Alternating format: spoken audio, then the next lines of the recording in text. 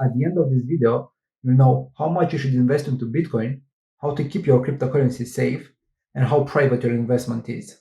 So let's get to it. Welcome to a new video. My name is Catalin, and on this channel, I create free content for beginners to start using Bitcoin and other cryptocurrencies.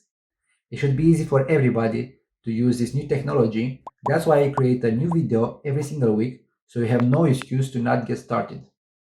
Make sure to subscribe and get notified right away. The first thing you should be careful about when starting with cryptocurrencies is that cryptocurrencies are a high-risk investment. That's why you shouldn't invest more than you can afford to lose. There are financial experts and fans like me that believe that Bitcoin is the future, or cryptocurrencies are the future, the next technological and financial revolution. And we'll share that with passion and enthusiasm. The price of Bitcoin will go to the moon, we all will be rich, and will use better money. However, we cannot predict the future. I love this technology and what it can accomplish. However, it's possible that it can fail. There's still a possibility it can fail. I don't want to believe that, but it's a possibility. Even though I don't believe it will fail, I still invest responsibly with a proper portfolio allocation. I cannot give you financial advice, that's your own responsibility, but you shouldn't invest more than you can afford to lose. On the bright side, cryptocurrencies are a high risk, high reward type of investment. So even if you invest a small amount every week, you'll see great returns in the future, on the long term. And by that I mean the next 2, 3, 5 years. I hope it will happen faster, but that's the perspective I have.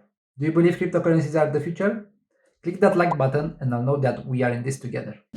The second thing you should be careful about with cryptocurrencies is that you are your own bank. And that's the best thing and the worst thing at the same time. When it comes to Bitcoin and cryptocurrencies, you control your money, no one else controls it for you. So you can be anywhere in the world, open a Bitcoin wallet, and no one can freeze or steal from your account unless it's not well protected. It's your job to keep it safe. You should keep your devices virus-free, well protected, and have multiple backups of your wallet. If you lose the public and private keys of your Bitcoin wallet, which are like a username and password, then you cannot recover the wallet without proper backups. If you lose them, your account is lost forever and you cannot regain access. Your Bitcoin is lost forever.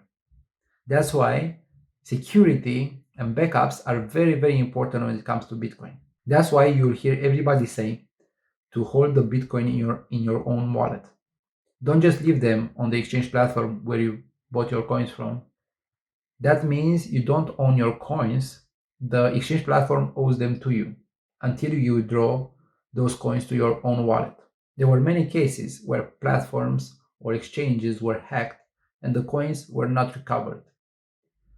So unless you keep those coins safe, you are exposed to platform scams, hacking, and all kinds of risks that you can avoid just by having your own secure wallet.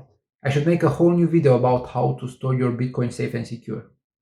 If you would like such a video, say yes in the comments below. Many people still believe that when you're using Bitcoin, your transactions are anonymous and they cannot be tracked. Is that true? Yes and no. So the third thing you should be careful about is privacy. All the transactions in the Bitcoin network are public. Just Google Bitcoin Blockchain Explorer and any of the first results will show you what's going on the network. The blockchain is a public database where all the transactions of the network are recorded. In the Bitcoin blockchain, new transactions are verified and added in this database every 10 minutes.